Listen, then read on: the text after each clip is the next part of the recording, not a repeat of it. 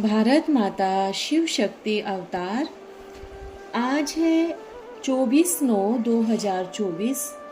Revise date है 6/8/64। सिकिलदे बच्चे, मनुष्य बुलाते हैं कि हे भगवान आओ, आकर हमें श्रेष्ठचारी बनाओ। साधु संत आदि सभी बुलाते हैं, सभी भ्रष्टाचारी जरूर हैं, तभी तो बुलाते हैं। गीत है आखिर वो दिन आया आज।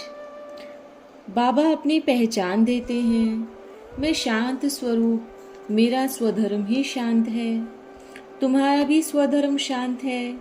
फिर साइलेंस से टोकी कब बनते हैं? जब ऑर्गन्स मिलते हैं। ऑर्गन्स तो मिलते ही आते हैं, एक शरीर छोड़ा फिर दूसरे ऑर्गन्स मिलते हैं। बाबा आकर अपना परिचय देते हैं। गरीब निवास तो है ना, भारत में सब गरीब ही हैं। साहूकार तो हैं सतयुग में, सबसे साहूकार कौन है? हर एक बात नटसेल और डिटेल में समझाई जाती है। अभी तुम बच्चे गॉड फादर बाबा को जान गए हो। बाबा के द्वारा बच्चे सदैव बाप का परिचय बाप द्वारा ही पाएंगे ना। बाप जब बच्चा पैदा करे तब उनको अपना परिचय दे। सभी मनुष्य मात्र बच्चे हैं। बच्चे कहते हैं ओ गॉड फादर, ब्रदर्स कहेंगे ओ गॉड फादर। जो भी मनुष्य मात्र हैं, जीव आत्माएं तो हैं बहुत ना, 84 लाख जीव आत्माएं हैं। उनमें जो मनुष्य है उन्हों की जीवन कहानी बताई जाती है। जानवरों की तो नहीं बताएंगे, मनुष्य ही समझ सकते हैं। जीव आत्माएं तो बहुत है ना, 84 लाख कहेंगे। जीव पिंड को कहा जाता है, फिर किसका भी हो। अभी तुम बच्चे जानते हो कि बाबा को कोई भी नहीं जानते। ओ गॉड फादर कहते हैं ना, ओ परम पिता परमात्मा कहते हैं। अब बाबा प्रश्न पूछते हैं बच्चों से कि जब तुम सतयुग में होंगे तो ओ गॉड फादर व ओ परमपिता परमात्मा कहेंगे। इन बातों में ख्याल करना है, बड़ी गुह्य समझने की बातें हैं। सतयुग में जब देवी देवताएं हैं वो जानते हैं कि हमारा पिता गॉड है, यह पहचान होगी ना। वहाँ ओ गॉड फादर नहीं कहेंगे तो क्या नास्तिक बन जाते हैं? नास्तिक भी नहीं कहेंगे। अभी याद करते हैं, हे परम पिता परमात्मा, निराकार रूप बदलकर साकार में आ जाओ। और क्या रूप बदलेंगे? ऐसे तो नहीं कहेंगे कच्छ मच्छ का रूप बनकर आ जाओ, नहीं ना। यह है पाप आत्माओं की दुनिया, पुकारते हैं पावन बनने के लिए। अगर सर्वव्यापी है तो फिर किसको पुकारते हैं? मनुष्य इस समय बंदर से भी बदतर पड़े हैं, भ्रष्टाचारी कहा जाता है। यह एक पॉइंट है भ्रष्टाचार और श्रेष्ठाचार की। भ्रष्टाचार बुलाते हैं कि हे भगवान आओ, आकर श्रेष्ठाचारी बनाओ। सभी साधु संत आदि बुलाते हैं, सभी भ्रष्टाचारी जरूर हैं। स्वर्ग में भी अगर भ्रष्टाचारी हो तो उसको स्वर्ग ही कैसे कहा जाए? स्वर्ग की स्थापना जरूर बाबा ही करते होंगे ना, जिसको ही याद करते हैं। भ्रष्टाचारी ही बुलाते हैं, श्रेष्ठाचारी कब बुलाते नहीं। भारत बड़ा श्रेष्ठाचारी स्वर्ग था, अभी तो नरक है, तो नरक में जरूर भ्रष्टाचारी होंगे। कोई कहे भ्रष्टाचारी श्रेष्ठाचारी का सबूत दिखाओ, तुम चित्र दिखला सकते हो। बरोबर सतयुग में यथा राजा रानी तथा प्रजा। यह लक्ष्मी नारायण देखो श्रेष्ठाचारी थे ना, नाम ही है स्वर्ग। द्वापर में ऐसे श्रेष्ठाचारी राजा रानियों के मंदिर बनाए पूजा करते हैं, तो जरूर खुद भ्रष्टाचारी हैं। अपने को कहते भी हैं हम भ्रष्टाचारी हैं, कामी क्रोधी पापी हैं। आप सर्वगुण संपन्न हैं। भ्रष्टाचारी श्रेष्ठाचारियों की महिमा करते हैं। भारत में भ्रष्टाचारी राजाओं सबके पास श्रेष्ठाचारी देवताओं के मंदिर है।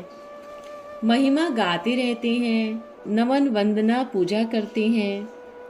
बाबा समझाते हैं सन्यासी भी कुछ न कुछ श्रेष्ठाचारी है। जो भ्रष्टाचारी उनको अपना गुरु बनाते हैं। श्रेष्ठाचारी बनने के लिए परंतु जब तक खुद भी सन्यास न करे तब तक बन नहीं सकते।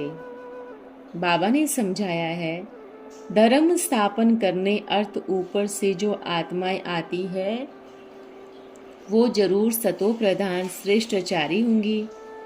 बल माया का राज्य है परंतु पहले आने वाले जरूर सतो प्रधान होंगे।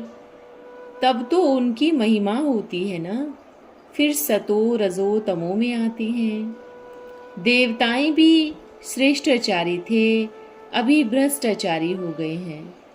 हर एक को सतो रजो तमो में आना ही है, भ्रष्टाचारी बनना ही है।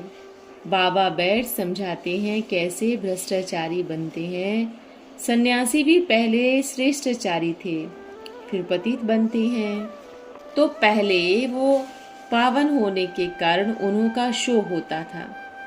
यह बातें कोई नहीं जानते।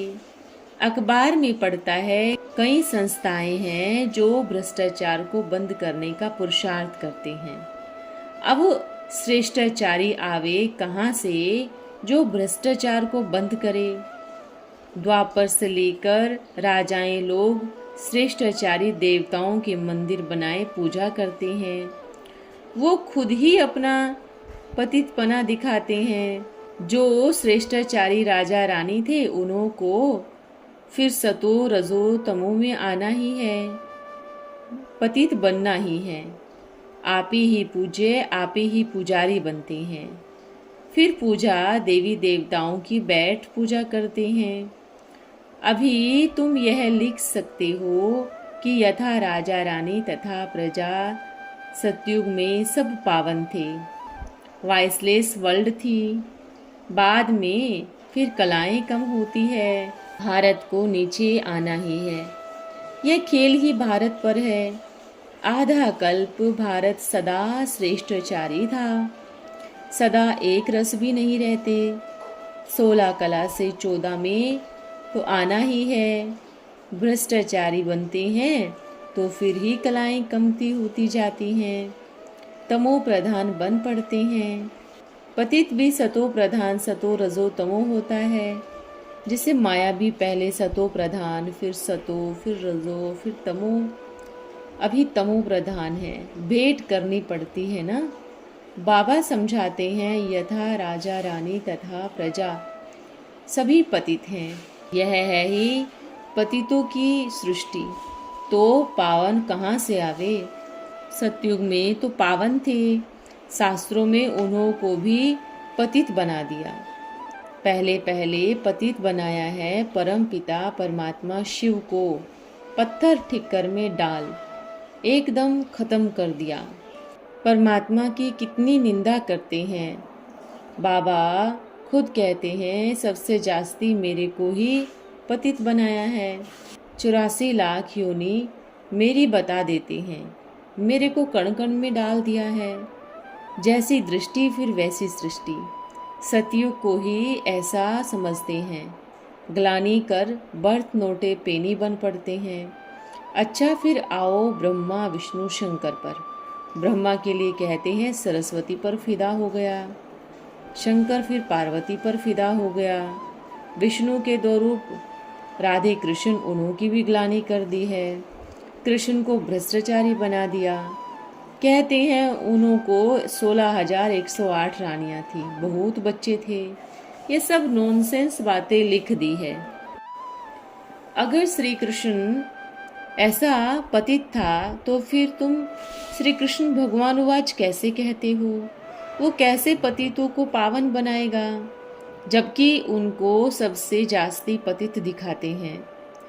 शास्त्र बनाने वाले कितने पतित ठहरे, शिव की, ब्रह्मा की, विष्णु की, शंकर की, राधे कृष्ण की, सबकी ग्लानि लिख दी है। फिर राम के लिए कहते हैं राम की स्त्री चुराई गई, वहां भी भ्रष्टाचार दिखा दिया गया है। बाबा कहते हैं क्या मैं भ्रष्टाचारी सृष्टि का रचयिता हूँ? तब स्वर्ग कहाँ होता है? कुछ भी समझते नहीं, बिल्कुल ही चट खाते में हैं। तो समझाना चाहिए ना। बाबा भारतवासियों को समझाते हैं कि ये सबके लिए नॉलेज है। यथा गवर्नमेंट पतित तथा सब खुद ही कहते हैं सभी पतित है। अभी श्रेष्ठाचारी किसको कहें? साधु सन्यासी भी पहले अच्छे थे, जो कहते थे ईश्वर और उसकी रचना बेअंत है। अभी तो कह देते हैं शिवो हम, सभी ईश्वर ही ईश्वर है। इसलिए बाबा कहते हैं जब जब अति भ्रष्टाचार होता है तब मैं आता हूँ। पतित को भ्रष्टाचारी, पावन को श्रेष्ठाचारी कहेंगे। यह तो बिल्कुल ही समझ की बात है। माया ने सबको बेसमझ बना दिया है। श्रीमद् गीता भागवत कहा जाता है ना, श्रीमद् क्या करते थे? वह तो श्रेष्ठाचारी देवताओं का राजा बनाते थे। कहते थे इन माया पर जीत पहनो तो तुम प्रिंस प्रिंसेस बनोगे। श्री कृष्ण ऐसा मर्यादा पुरुषोत्तम, उनको फिर 16,108 रानियां होगी।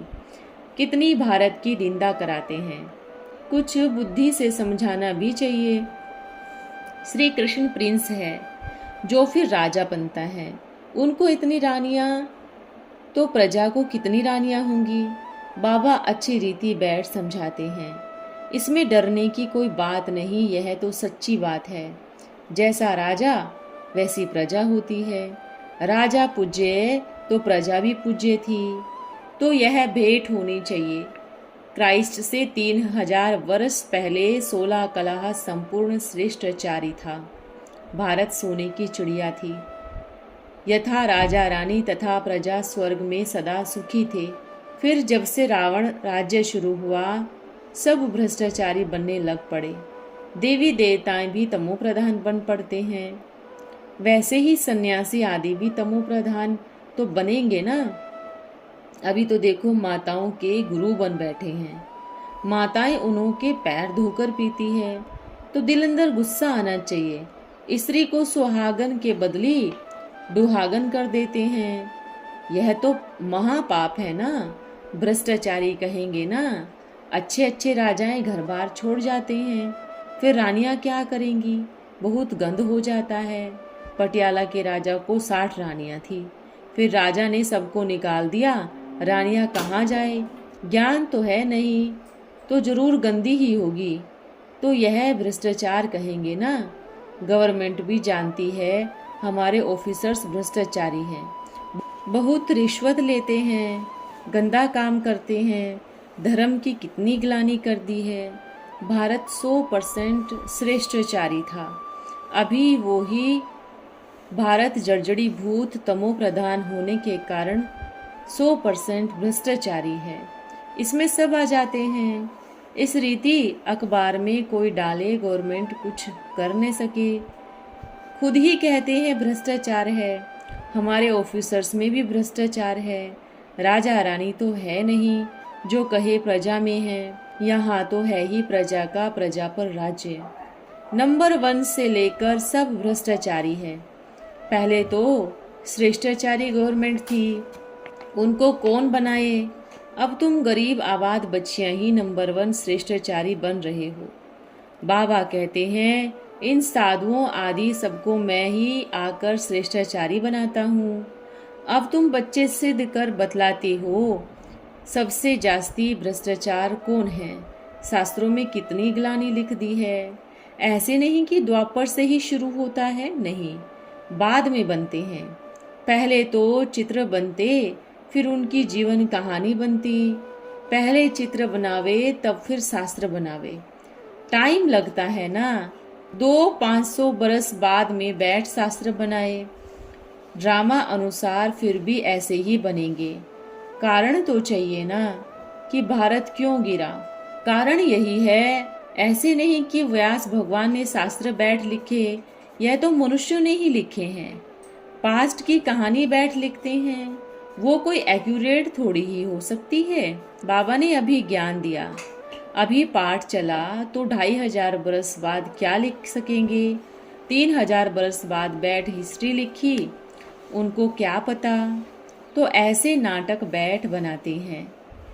वैसे कोई ने बैठ लिखा, लड़ाई लगी इत्यादि, ड्रामा अनुसार ये बना हुआ है। फिर भी वहाँ झूठी गीता, झूठी चित्र निकालेंगे।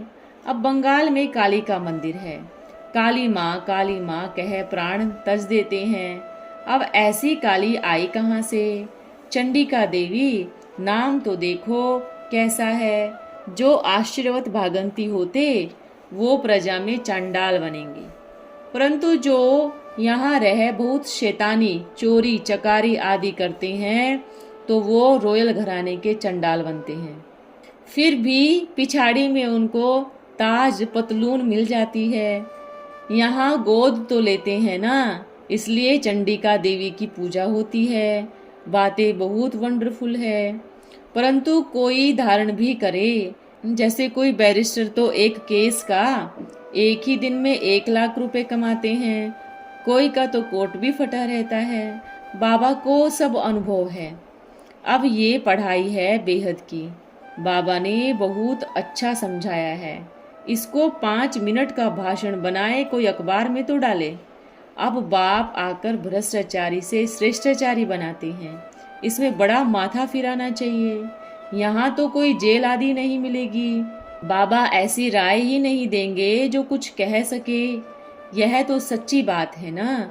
बाबा भी बुद्धिवानों की बुद्धि है, तो यह बनाना चाहिए। भ्रष्टाचारी किसने बनाया? शास्त्र किसने खंडन किए? और धर्मों के शास्त्र खंडन नहीं हो सकते। पूछो हिंदू धर्म किसने स्थापन किया? कुछ नहीं जानते।